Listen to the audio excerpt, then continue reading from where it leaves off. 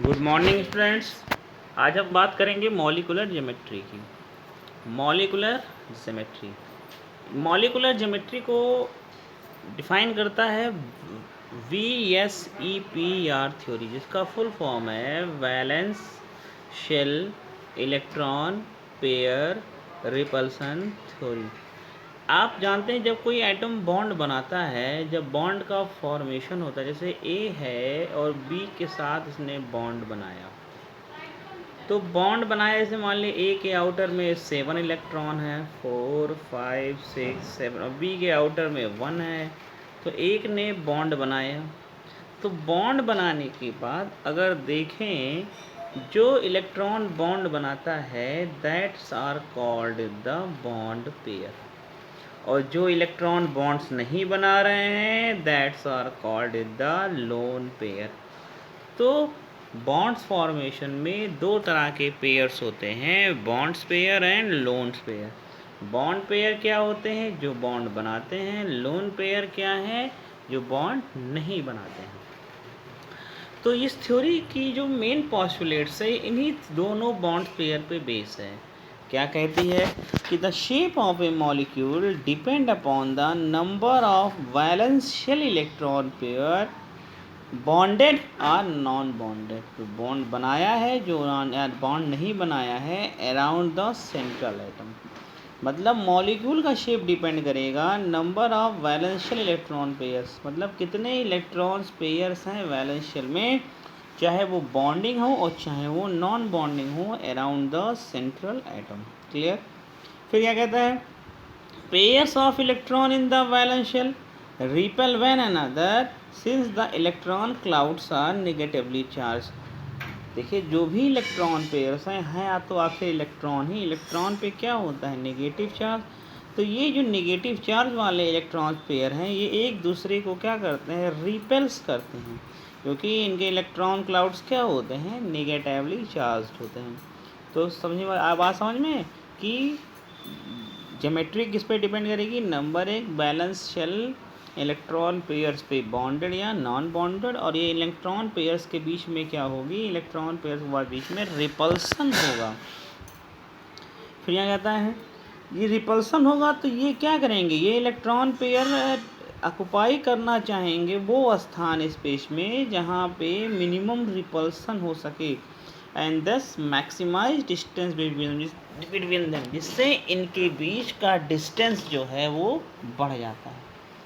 तो कहता है these pairs of electron tend to occupy, मतलब जो इलेक्ट्रॉन पेयर्स हैं जो रिपेल कर रहे हैं एक दूसरे से, ऑक्युपाई करना चाहते हैं मैक्सिमम डिस्टेंस, जहाँ पे इनके बीच लगने वाला रिपल्सन क्या हो? कम हो सके।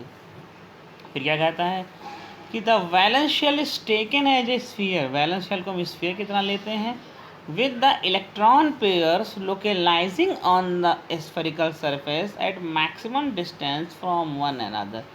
बैलेंस सेल को अगर हम स्फीयर मान लें तो इलेक्ट्रॉन पेयर इसके चारों तरफ लोकलाइज होते हैं ताकि वो एक दूसरे से मैक्सिमम डिस्टेंस को ऑक्युपाई कर सकें। अगली थ्योरी क्या कहती है? अगर आप देखेंगे किसी कंपाउंड में एक से ज़्यादा बॉन्ड बनते हैं, if multiple bond is form, तो multiple bond is treated as a single electron pairs. Multiple bonds को भी हम लोग किसकी तरह ट्रीट करते हैं? सिंगल बॉन्ड इलेक्ट्रॉन पेयर्स की तरह ट्रीट करते हैं। और इस पेयर को हम लोग क्या बोलते हैं? Single super pair. याद रहे, what is the single super pair? In a multiple bonds present, the single bond is present only one bond treated as a electron pair, that are called as the single super pair। Clear? Where two or more resonant structure can represent a molecule, the Vesper model is applicable to any such structure। अगर resonance structure possible है तो VSEPR model इन सब किसी भी structure के लिए possible होता है।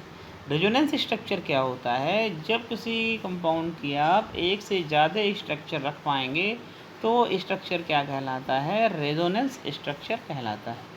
ठीक, आगे बात करते हैं। ये जो इलेक्ट्रॉन पेयर्स होते हैं, मैंने अभी आपको बताया कि इलेक्ट्रॉन पेयर्स के बीच में क्या होता है? रिपल्सन होता है। रिपल्सन होता है तो दो तरह के इलेक्ट्रॉन पेयर हैं, कौन कौन से? लोन पेयर और बॉन्ड पेयर। लोन पेयर है और बॉन्ड पेयर। तो यहाँ पे 3 तरह के रिपल्सन होते हैं, एक बॉन्ड पेयर के बीच में, एक लोन पेयर के बीच में, एक लोन पेयर और बॉन्ड पेयर के बीच में। तो पहला रिपल्सन क्या है? लोन पेयर बॉन्ड पेयर और बॉन्ड पेयर। अगर देखें तो LP repulsion means lone pair repulsion ज़्यादा होता है लोन पेयर बॉन्ड पेयर से, और ये लोन पेयर बॉन्ड पेयर ज़्यादा होता है बॉन्ड पेयर से। तो कहने का मतलब इतना है कि जो रिपल्सन होता है इसमें लोन पेयर इलेक्ट्रॉन मॉलिक्यूल्स के बीच में रिपल्सन्स क्या होती है? वो मैक्सिमम होती है। आइए अब कुछ हम बात करते हैं कॉमन ज्योमेट्री की बात करने से पहले एक बार रिवाइज आपको कर दूं। वेस्पर थ्योरी क्या कहती है? वेस्पर थ्योरी कहती है ज्योमेट्री किस पे डिपेंड करेगी? इलेक्ट्रॉन पेयर्स पे। इलेक्ट्रॉन पेयर एक दूसरे को क्या करेंगे? रिपल्स करेंगे। क्लियर? रिपल करेंगे तो क्या रिजल्ट निकलेगा? मैक्सिमम डिस्टेंस पे जाएंगे ताकि उनके बीच मिनिमम रिपल्सन ऑक्युपाई हो सके। क्लियर? अगर मल्टीपल बॉन्ड्स है तो एक electron pair super electron pair की तरह बिहेव करेगा।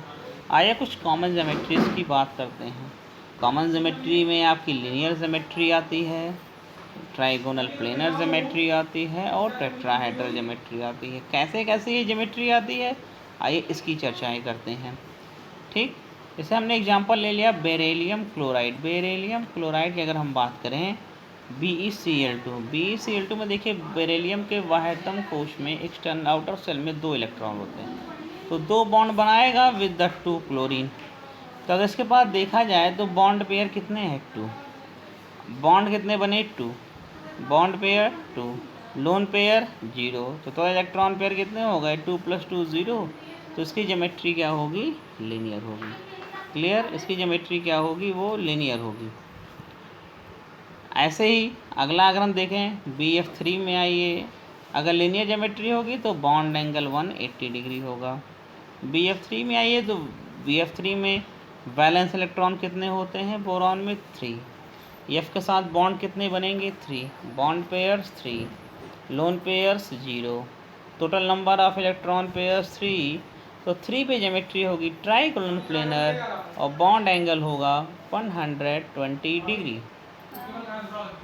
अगला आता है एग्जांपल मेथेन का CH4। मेथेन के आउटर में इलेक्ट्रॉन कितने होते हैं? 4। नंबर ऑफ बॉन्ड्स कितने बनेंगे? 4। Bond pairs 4, lone pair 0, total number of 4, geometry tetrahedral, bond angle 109.5 degree. Clear? अब PCl5 में आ जाइए। फास्फोरस के आउटर में 2855 इलेक्ट्रॉन, कितने बॉन्ड फॉर्म करेगा? क्लोरीन के साथ 5 बॉन्ड फॉर्म करेगा।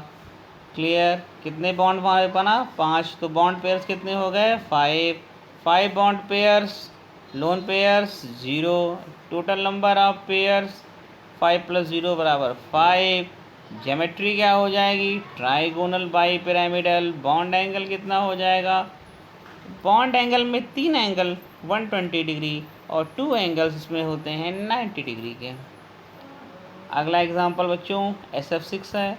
S atomic number 16, outer shell में देखेंगे तो 6 इलेक्ट्रॉन। बॉन्ड कितने बना रहा है? 6। किसके साथ बना रहा है? फ्लोरीन के साथ बना रहा है। तो बॉन्ड पेयर कितने हो गए? 6, lone pair 0, total number of pair 6। Shape of molecules क्या होगी? ऑक्टाहेड्रल और बॉन्ड एंगल कितना होगा? 90 डिग्री। SF6 में 6 बॉन्ड पेयर है तो बॉन्ड एंगल हो गया 90 डिग्री। क्लियर? आगे चलें। देखिए कुछ टेबल हमने आपको यहाँ बना कर दिया हुआ है जहाँ पे आप इसकी ज्योमेट्री को दे सकते हैं। पहला कह रहा है नंबर ऑफ इलेक्ट्रॉन डोमेन 2, तो bond angle 180 degree, geometry linear. 3 है तो 120 डिग्री, ट्राइगोनल प्लेनर। 4 है तो 109.5 डिग्री, टेट्राहेड्रल। 5 हो गया तो ट्राइगोनल बाई पिरामिडल, इसमें 3 एंगल देखिए 120 के और 2 एंगल होता है 90 डिग्री। 6 हो गया तो ऑक्टाहेड्रल, एंगल कितना होगा? ये 90 डिग्री।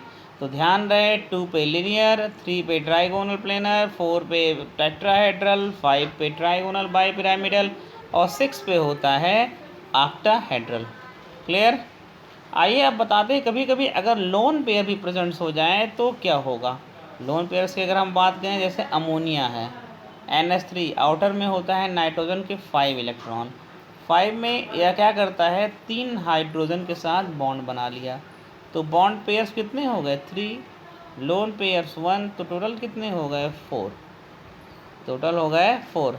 तो ज्योमेट्रिकली क्या होना चाहिए, टेट्राहेड्रल होना चाहिए भाई। 4 पे क्या होता है, टेट्राहेड्रल। लेकिन बच्चों मैंने भी आपको बताया है कि यहाँ पे रिपल्सन काम करेगा। यहाँ पे बॉन्ड पेयर भी है, लोन पेयर, और लोन पेयर में रिपल्सन होता है। तो रिपल्सन हुआ, रिपल्सन होगा तो जाहिर सी बात है ज्योमेट्री चेंज हो जाएगी, और ज्योमेट्री चेंज होकर इसकी ज्योमेट्री क्या हो जाती है, ट्राइगोनल बाई पिरामिडल।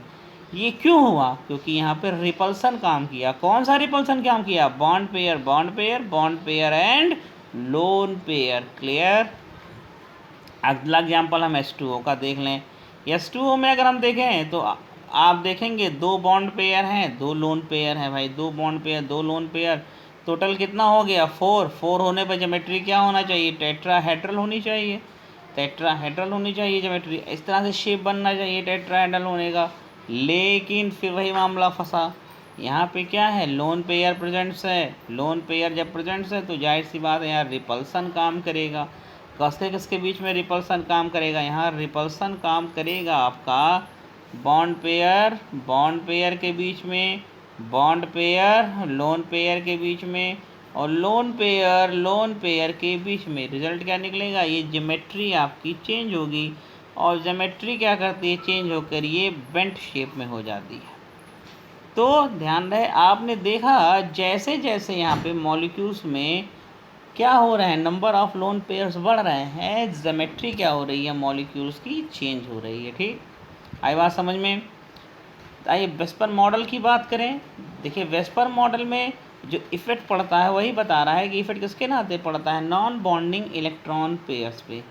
जैसे हमने देखा CH4 NH3 और H2O का एग्जाम्पल लिया, सब में देखा जाए तो टोटल नंबर ऑफ पेयर्स 4 हैं। टोटल नंबर ऑफ, यहाँ भी देखिए बॉन्ड पेयर 4 है, यहाँ पे 3 bond pair 1 lone pair 4, 2 bond pair 2 lone pair 4, all have a 4 pairs but their geometry are differ. तो their geometry are differ, their bond angles are differ, क्योंकि geometry differ होगी तो बॉन्ड एंगल डिफर होगा। ये difference क्यों आया, क्योंकि यहाँ पे देखिए presence of lone pair electron, lone pair जितने इलेक्ट्रॉन बढ़ रहे हैं वहाँ पे रिपल्सन ज़्यादा होगा, रिपल्सन ज़्यादा होगा तो शेप चेंज होगा, शेप चेंज होगा तो बॉन्ड एंगल चेंज होगी। तो देखिए जैसे जैसे लोन पेयर बढ़ रहे हैं बॉन्ड एंगल क्या हो रहा है, डिक्रीज कर रहा है, डिक्रीज करेगा जैसे जैसे लोन पेयर आपके बढ़ेंगे। ये कुछ एग्जांपल्स हैं, देखिए नंबर ऑफ इलेक्ट्रॉन 2 है तो 3 लोन पेयर 3 टेट्राहेड्रल, आप जान ही रहे हैं बच्चों। फिर क्या कहता है, अगर 3 पे 2 बॉन्ड पेयर 1 लोन पेयर हो जाए तो ज्योमेट्री क्या हो जाएगी, बेंट हो जाएगी। 4 में टेट्राहेड्रल होता है, अगर 4 बॉन्ड पेयर है तो टेट्राहेड्रल होगा ही, लेकिन 3 बॉन्ड पेयर 1 लोन पेयर हो तो trigonal bi pyramidal. 2 bond pair 1 lone पेयर तो क्या हो जाएगी, बेंट शेप में हो जाएगी। 5 पे ट्राइगोनल बाई पिरामिडल समझ पढ़ा है आप लोगों ने, अगर पाँचों के पाँचों बॉन्ड पेयर हैं तो geometry trigonal bi pyramidal. 4 bond pair हैं 1 लोन पेयर है तो ज्योमेट्री शीशा होगी। 3 बॉन्ड पेयर है 2 लोन पेयर है तो ज्योमेट्री आपकी टी शेप होगी। 2 बॉन्ड पेयर है 3 लोन पेयर है तो ज्योमेट्री आपकी लिनियर हो जाएगी। देखिए 5 पे आपको दिखा रहा हूँ, बॉन्डिंग पेयर घट रहे हैं, लोनिंग पेयर बढ़ रहा है तो ज्योमेट्री यहाँ पे change. 5 bond pair trigonal by pyramid, 4 bond 1 loan शीशा, 3 bond 2 loan T shape, 2 bond 2 loan that is the linear. ऐसे 6 पे आ जाइए, अगर 6 के 6 आपके बॉन्ड पेयर हैं तो आपका octahedral. 5 bond pair 1 lone pair square pyramidal. 4 bond pair 2 lone pair that are the square planar. Clear. ऐसे ही आपके चेंज होते रहेंगी ज्योमेट्री। तो बच्चों ये था आपके लिए वेस्पर थ्योरी। वेस्पर थ्योरी का यूज़ होता है ज्योमेट्री को डिसाइड करने के लिए मॉलिक्यूल्स की। आशा करता हूँ वीडियो आपको पसंद ज़रूर आएगा, वीडियो आप समझ गए होंगे। वीडियो को लाइक और शेयर ज़रूर करिएगा। Thank you very much.